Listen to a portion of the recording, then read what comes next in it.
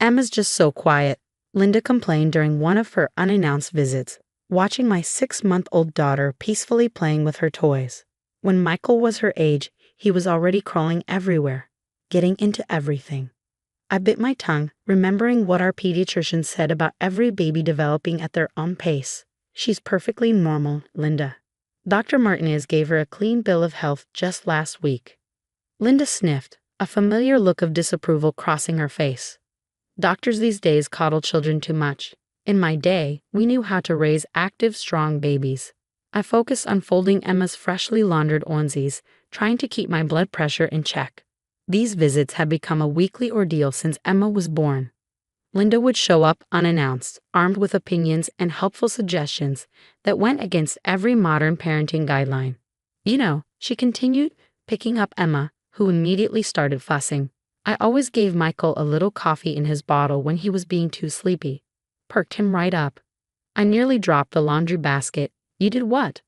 Oh, don't look so shocked. Linda waved dismissively. A little coffee never hurt anyone. All my friends did it back then. That's why our kids grew up strong and energetic. I took Emma back, my heart racing at the mere thought. Linda, that's incredibly dangerous. Babies can't process caffeine like adults can. Nonsense. You young mothers believe everything you read on the internet. I raised 3 children, and they're all alive and well, aren't they? The conversation ended there, but I could see the wheels turning in Linda's head.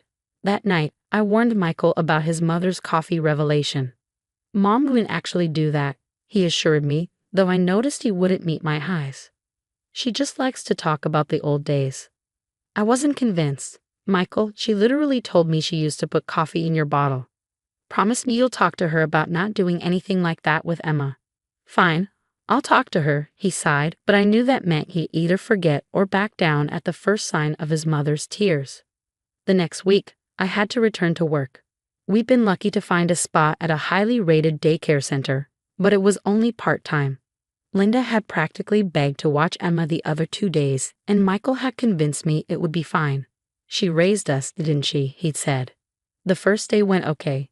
The second day, I came home early from work to find Linda in the kitchen, preparing Emma's bottle. Something made me pause in the doorway. Maybe it was mother's intuition, or maybe it was the guilty way Linda jumped when she saw me. Oh, you're home early, she said, quickly moving to block the counter. I was just getting Emma's afternoon bottle ready. I stepped closer, my nose catching a familiar scent. Is that coffee I smell? Don't be silly, Linda laughed, but it was forced. I was just having a cup myself. I moved past her to look at the bottle she prepared. The formula had a distinctly darker tint than usual. My hands shook as I picked it up and unscrewed the cap. The coffee smell was unmistakable. It's just a tiny bit, Linda defended, dropping the act. Emma's been so sleepy all day, barely moving. She needs something to perk her up, make her more active like a normal baby. I felt the room spin. How many times have you done this? Linda's silence was all the answer I needed. I rushed to check on Emma, finding her in her playpen, unusually fussy and agitated. Her little hands were shaking as she reached for me, and her heart seemed to be racing when I picked her up. How many times? I demanded again, my voice breaking. Just a few times this week, Linda admitted, having the decency to look somewhat ashamed. And she's been much more active. You see, mother knows best. I was already dialing 911 with trembling fingers. Active? She's having caffeine jitters. She's a 6-month-old baby, not a college student pulling an all-nighter. You're overreacting, Linda protested, trying to take Emma from me. Michael never had any problems with it. I pulled away from her, clutching Emma closer. Don't you dare touch her. Michael never having problems with it doesn't make it safe. Do you have any idea how dangerous this is? The ambulance arrived within minutes. As the EMTs checked Emma's vitals, I called Michael, my voice shaking with rage and fear. Linda stood in the corner, alternating between defending her actions and crying about how ungrateful I was for her help. But this is how we did things in my day, she wailed as the EMTs prepared to transport Emma to the hospital. You young mothers think you know everything, but we raise our babies just fine without all these modern rules and regulations. I turned to her, finally letting my anger show. Your day was 40 years ago, Linda. And just because your children survived your dangerous practices doesn't make them right. Now move aside. I'm taking my daughter to the emergency room, and you better pray she's okay." As I climbed into the ambulance with Emma, I could hear Linda on the phone with Michael, already spinning her version of events. But this time, I had proof. The bottle with its coffee-tainted formula was safely sealed in a Ziploc bag, ready for testing. This wasn't just about a parenting disagreement anymore. This was about my baby's safety, and I was done being the polite, accommodating daughter-in-law. The emergency room was a blur of activity. Dr. Patel, a pediatric specialist, immediately ordered blood tests while nurses monitored Emma's elevated heart rate. My baby girl was crying inconsolably, her tiny body trembling. Each whimper felt like a knife in my heart. Michael burst through the ER doors, his face pale with worry. "What happened?" "Mom said you're overreacting about some old family recipe." "Family recipe?" I cut him off, my voice sharp enough to make him step back. "Your mother put coffee in our baby's formula. Not once, but multiple times this week. Look at your daughter, Michael. Really look at her." He moved closer to the hospital crib where Emma lay connected to monitors. Her usual peaceful demeanor was gone, replaced by agitation and distress. The steady beeping of the heart monitor told its own story. "But Mom wouldn't," he started, then fell silent as Dr. Patel approached with the test results. "Mrs. Torres." The doctor's expression was grave. "We found significant levels of caffeine in Emma's system. For an infant her age, this is extremely dangerous. It can lead to an irregular heartbeat, seizures, and, in severe cases, even more serious complications." I watched the color drain from Michael's face as the doctor continued explaining the risks. Linda chose that moment to make her entrance, still clutching her designer handbag like a shield. "Oh, stop being so dramatic," she announced, trying to take control of the situation. "I barely used any coffee, just a splash to help her be more active, like I did with all my children." Dr. Patel turned to her, his professional demeanor tinged with barely concealed anger. "Ma'am, are you saying you deliberately gave caffeine to a 6-month-old infant?" "Well, yes," Linda replied, oblivious to the horror on the medical staff's faces. "It's an old family tradition. My mother did it. I did it with my children, and they all turned out fine." "Mom." Michael finally found his voice. "This isn't the 1980s anymore. You could have seriously hurt Emma." "Don't you raise your voice at me, Michael James Harrison." Linda's face reddened. "I was trying to help. Emma is always so sluggish compared to how you were at her age. I was worried about her development." "Sluggish?" I couldn't hold back anymore. "She's meeting all her milestones perfectly. The only person with a problem here is you, Linda. You couldn't stand that we weren't raising her your way, so you took matters into your own hands." Dr. Patel cleared his throat. "Mrs. Harrison, what you did was extremely dangerous. Infants cannot metabolize caffeine the way adults do. You're very fortunate we caught this before Emma experienced more serious symptoms." "More serious?" Michael asked, his voice shaking. "Caffeine toxicity in infants can lead to seizures, severe dehydration, and in extreme cases, it can be fatal," Dr. Patel explained. "We'll need to keep Emma overnight for observation and to flush the caffeine from her system." Linda's tosad finally cracked. "Fatal? But I only wanted." "You only wanted control," I finished for her. "You couldn't stand that we were raising Emma differently than you raised your kids. So you decided to prove you knew better, and you could have killed her doing it." Michael walked over to the hospital crib, gently touching Emma's hand. Our daughter had finally fallen into an exhausted sleep, though the monitors still showed an elevated heart rate. When he turned back to his mother, his eyes were filled with tears. "Get out," he said quietly. "What?" Linda stepped toward him. "Michael, sweetheart, you can't mean." "Get out." His voice was stronger now. "You endangered my daughter. You went behind our backs and gave a baby coffee because you couldn't stand not being in control. Get out of this room, get out of our lives, and don't come back until you understand what you did wrong." Linda's mouth opened and closed several times, but for once, no words came out. She looked around the room, probably expecting someone to defend her, but found only stern faces. Even the nurse checking Emma's IV was glaring at her. "Fine," she finally snapped, gathering her things. "I try to help, to share my experience as a mother who successfully raised 3 children, and this is the thanks I get." You'll regret this. Both of you. As she stormed out, her heels clicking angrily on the hospital floor, I saw Michael's shoulders sag. I moved to stand beside him, both of us watching our daughter's fitful sleep. I should have listened to you, he whispered. All those times you said Mom was overstepping, that her old school methods were dangerous. I should have stood up to her. I took his hand, squeezing it gently. You're standing up to her now. That's what matters. I'll call the daycare center tomorrow, he said. See if they can take Emma full-time. No more chances, no more family help that comes with strings attached. A nurse entered with forms for us to sign, documenting everything that had happened. The doctor wants these for the records, she explained, then hesitated before adding, and in case you want to pursue any legal action.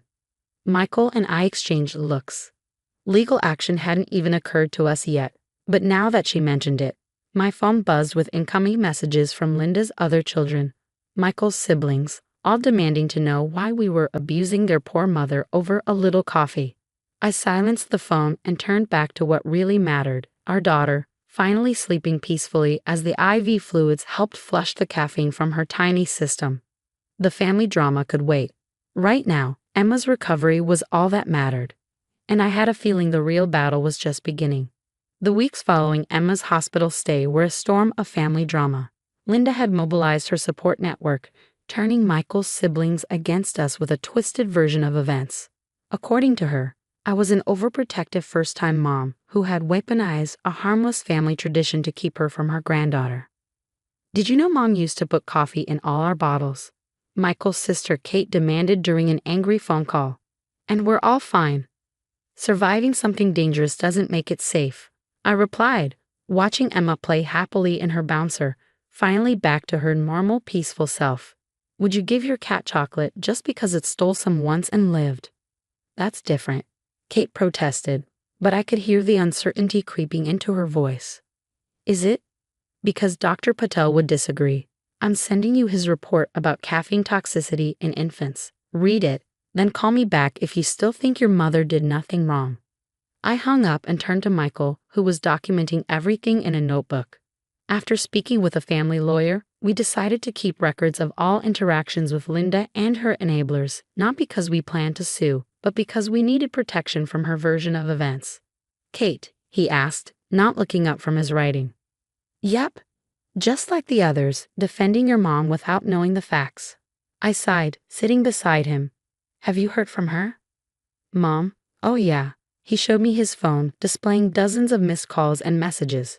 She's switching between apologizing and threatening to report us for alienating her from her granddaughter.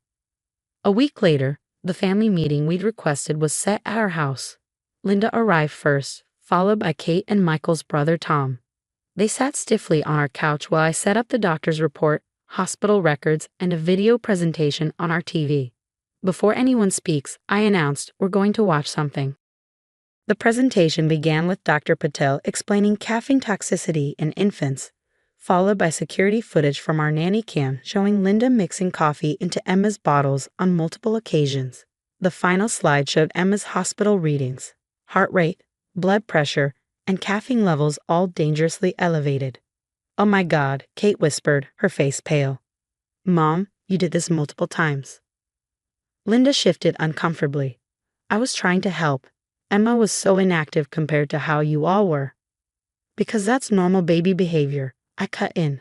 Not every baby needs to be climbing the walls at 6 months old. I raised 3 children. Linda began her familiar refrain, but this time, Tom interrupted. Stop, Mom, just stop. He ran his hands through his hair, looking troubled. You know what this reminds me of? When my son was born prematurely and you kept trying to overfeed him against the doctor's orders. We caught you then too, but we let it slide because Mom knows best. And remember when you gave Kate's daughter solid food at 3 months? Michael added. We've all been ignoring these red flags for years. Linda burst into tears, real ones this time, not her usual manipulative sobs. I just wanted to be needed. To show that my experience matters. Everything's so different now, with all these new rules. I feel obsolete. The room fell silent. For the first time, I felt a flicker of understanding, though it didn't excuse her actions. Linda, I said carefully, your experience does matter. but it needs to be updated. If you want to be involved in Emma's life or in any of your grandchildren's lives, you need to accept that parenting knowledge has evolved. What was common 40 years ago might now be known to be dangerous. We're not asking you to forget everything you know, Michael added gently. We're asking you to learn with us, to trust that we're making informed decisions for our children, and to respect boundaries, Tom chimed in. No more going behind parents' backs. Linda dabbed at her eyes, looking around the room.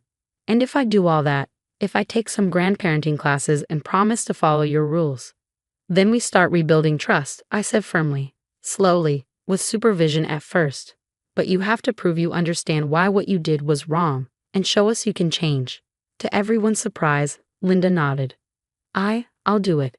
I don't want to lose my family. Tell me what classes to take, what books to read. I'll learn. 3 months later, Linda proudly showed us her completion certificate from a modern grandparenting course. She joined online support groups for grandparents adjusting to contemporary parenting methods and even started therapy to address her control issues. Emma was 9 months old now, happily crawling at her own pace and thriving. Linda's supervised visits had gone well, with no attempts to override our parenting choices. She'd learned to ask questions instead of making assumptions, to offer support instead of criticism. You know, she said during a recent visit, watching Emma contentedly stacking blocks. I was so worried about her being inactive, but look at how focused she is. That's a sign of intelligence, isn't it? I smiled, recognizing the genuine effort to understand. It is. Every baby develops differently, and Emma's right on track for her age.